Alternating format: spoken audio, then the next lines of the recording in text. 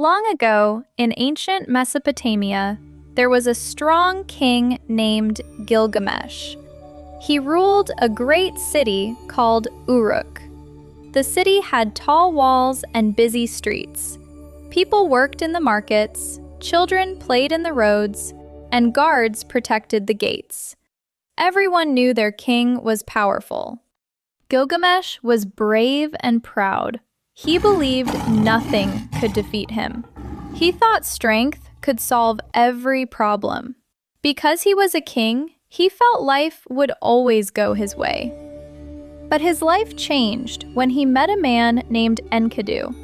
Enkidu was strong like him. At first, they fought each other. They pushed, pulled, and struggled with all their power. Neither wanted to lose. Then the fight stopped. They looked at each other and laughed. From that moment, they became close friends. They hunted together. They traveled across rivers and mountains. They protected each other in danger. Gilgamesh trusted Enkidu more than anyone else. For the first time, the king did not feel alone. Days became peaceful. Life felt simple and good.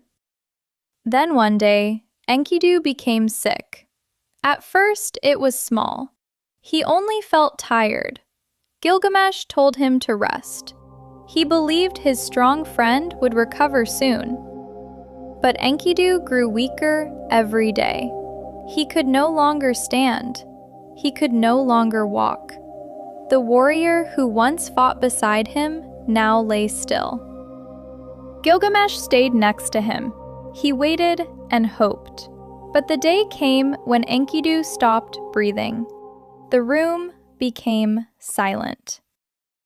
Gilgamesh called his name again and again. He waited for his friend to wake up. But nothing changed.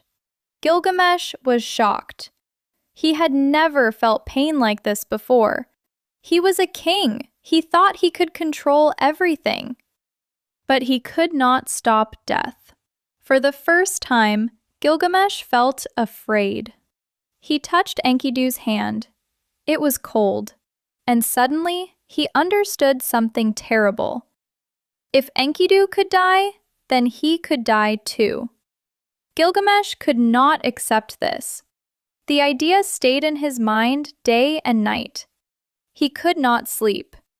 He could not rest inside the palace. So he left the city. He walked into the desert alone.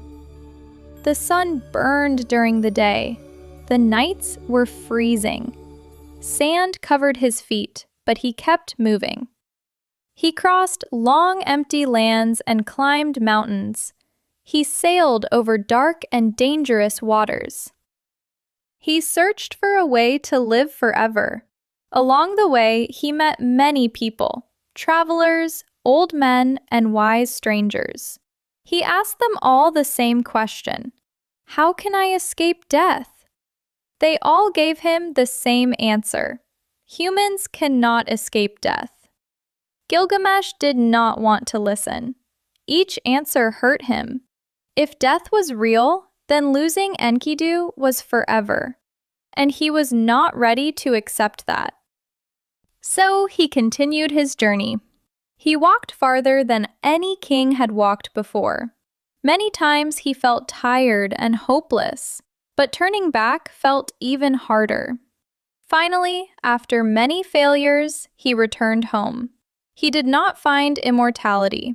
He did not find magic. He came back with empty hands.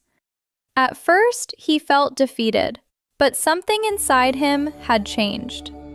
He looked at the strong walls of his city. He watched people living their daily lives. He saw families talking together and children laughing in the streets. Life continued. And then he understood something important. People cannot live forever, but their actions can last a long time. The walls he built would protect people after him. The city would continue. Memories would remain. Gilgamesh learned that we cannot control everything in life. We cannot stop time. We cannot stop loss. But we can choose what we build, protect, and leave behind. And sometimes that is enough.